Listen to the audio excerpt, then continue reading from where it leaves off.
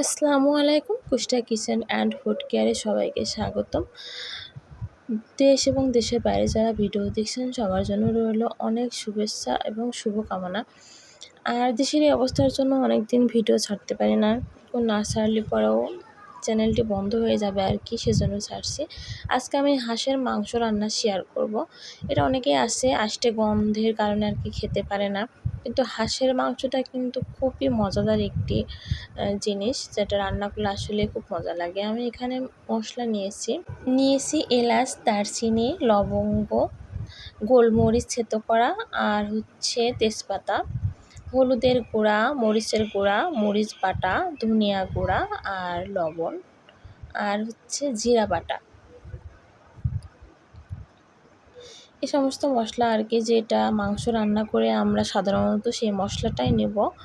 আর নিয়েছি আদা রসুন পেঁয়াজ বাটা। যেহেতু হাঁসের মাংসটা আমি একটু পরিমাণে বেশি নিয়েছি আদা রসুন পেঁয়াজ বাটাটা, তেলের উপর দিয়ে আমি এটাকে নাড়ছি। আর কিছুটা আমি কাঁচামরিচ চেরা এর ভিতরে দিয়ে দিয়েছি, দেখতে পাচ্ছেন। এতে ফ্লেভারটা খুব ভালো আসে। দিচ্ছি হালকা লবণ, এতে করে আর কি নিচে লেগে যাবে না। কিছুক্ষণ এটা কষিয়ে নেওয়ার পরে আমি এর ভিতরে দিয়ে দেবো গোটা মশলাটা। এখন আমি সমস্ত গোটা মশলাটা এর ভিতরে দিয়ে দিচ্ছি, দিয়ে এটাকে নাড়তে থাকবো। আপনারা ভিডিওটি টেনে দেখবেন না, দয়া করে ধৈর্য ধরে দেখুন, তাহলে কিন্তু আপনারাও এভাবে হাঁসের মাংস রান্না করলে মজা লাগবে। আর আমি দিয়ে দিচ্ছি সমস্ত মশলাগুলো আর কি। এর ভিতরে হালকা একটু পানি দেবো, দিয়ে এটাকে আমি কষিয়ে নেব। মশলাটাকে খুব ভালো করে কষিয়ে নেওয়ার পরে যখন উপরে তেল উঠে আসবে, তখন আমি এর ভিতরে হাঁসের মাংসগুলো দিয়ে দেব। 4-5 মিনিট ধরে এটাকে কষাতে হবে।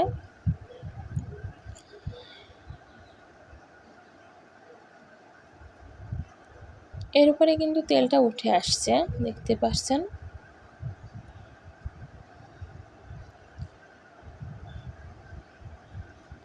এখন আমি এর ভিতরে দিয়ে দেব হাঁসের মাংসগুলো। হাঁসে মাংসের পরিমাণ কমই হয়, এতে হাড্ডি এবং চর্বির পরিমাণই বেশি থাকে। আর আমি নিয়েছি হাঁসের পা। আমার পাটা খেতে খুবই ভালো লাগে হাঁসের। আমি আর কি গোটা হাঁসটাই রান্না করছি। আর চর্বিটা এই যে দেখতে পাচ্ছেন, চামড়া, আমি খুব ভালো করে এগুলোকে পরিষ্কার করে নিয়েছি। যেহেতু হাঁসের গায়ে কিন্তু অনেক পালক থাকে, সেগুলো খুব ভালো করে পরিষ্কার করে নিতে হয়। আমি কিছুটা এটা কষানোর পরে আর কি আমি তারপরে চর্বিটা আর কি দিয়ে দেব, চামড়াটাকে একটু পরে দেব।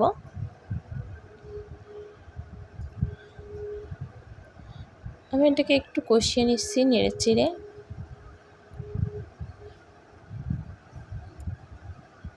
এখন এ পর্যায়ে আমি চামড়াগুলোকে দিয়ে দিচ্ছি,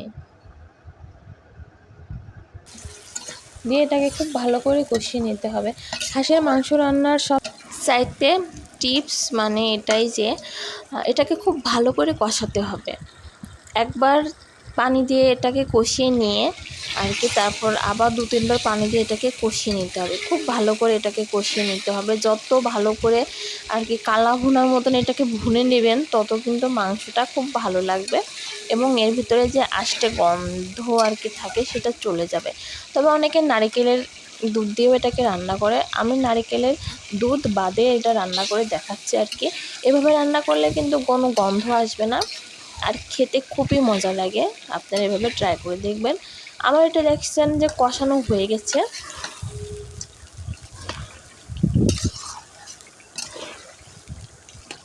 আর আমি এটা কিন্তু গরম পানি দিয়ে রান্না করছি।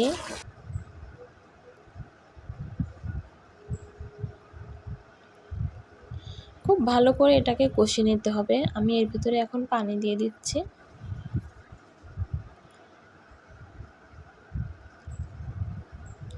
পানি দিয়ে এটাকে একটু নেড়ে চেড়ে দিচ্ছি, দিয়ে এটাকে আমি এখন আর কি নামিয়ে ফেলবো। এটা আমি অনেকবার কষিয়ে নিয়েছি, রান্না যেহেতু সম্পূর্ণ দেখানো সম্ভব ছিল না, তাই আমি যেহেতু বললাম 4-5 বার কষিয়ে নেওয়ার পরে একটু পানি দিয়ে আমি এটাকে আর কি মাংসটাকে সিদ্ধ করে নিয়েছি। এ পর্যায়ে হয়ে গেছে। আমি একটু মশলা ছিটিয়ে দিলাম, এই যে দেখাচ্ছি কালো কালো হয়েছে, কিন্তু রান্নাটা দেখতে পাচ্ছেন কালা ভুনার মতো। এখন আমি এটাকে নামিয়ে ফেলবো। এভাবে আপনারা হাঁসের মাংস রান্না করবেন, খুব মজা লাগবে। আসসালামু আলাইকুম, সবাই ভালো থাকবেন। আমার চ্যানেলে নতুন হলে পরে সাবস্ক্রাইব করে দেবেন।